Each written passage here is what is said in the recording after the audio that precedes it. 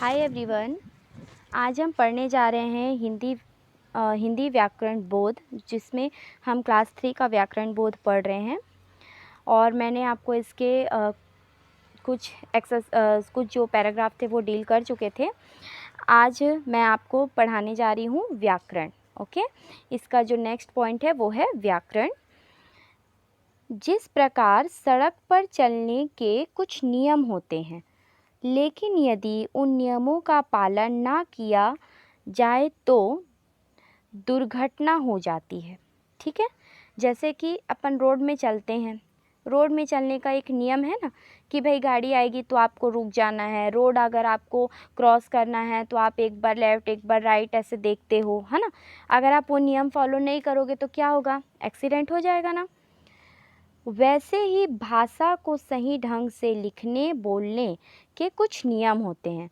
वैसे ही भाषा को सही तरीके से लिखने और बोलने के कुछ नियम हैं, ठीक है, कुछ रूल्स हैं।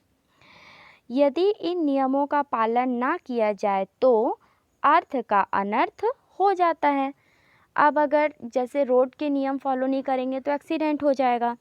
वैसे ही अगर हम भाषा को बोलने या लिखने के तरीके को सही व्याकरण कोड नहीं यूज़ करेंगे तो हम जो बोलेंगे वो किसी को समझ में नहीं आएगा, उसकी कोई मीनिंग नहीं निकलेगी।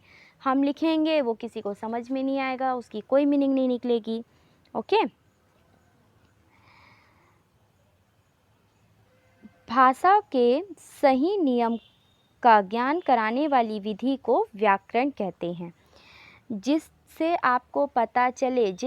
से आपको पता चले कि सही तरीका क्या है वो कहलाता है व्याकरण। ठीक है, भाषा को सही तरीके से बोलने या लिखने का जो आपको नियम सिखाता है ना, उसको बोला जाता है व्याकरण। ओके, व्याकरण वह माध्यम है जिसकी सहायता से हम भाषा को शुद्ध रूप से पढ़ना, लिखना व बोलना सीखते हैं। भाषा में व्याकरण बहुत ज़रूरी है। व्याकरण से ही हम अपनी बात को किसी को अच्छे से समझा सकते हैं। ठीक है, और भाषा को शुद्ध रूप से लिखने या बोलने के लिए आपको क्या का यूज़ करना पड़ता है, व्याकरण का, ग्रामर का। ठीक है, व्याकरण के प्रकार। व्याकरण के कितने प्रकार होते हैं? तो व्याकरण के 3 प्रकार हैं: वर्ण विचार, शब्द विचार और वाक्य विचार। ओके, आपको यहाँ पे बताया गया है 3 प्रकार: वर्ण विचार, वाक्य विचार और शब्द विचार।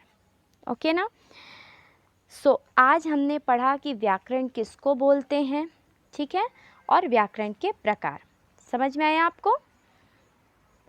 आई होप कि आपको अच्छे से समझ में आया होगा। Thank you and keep smile.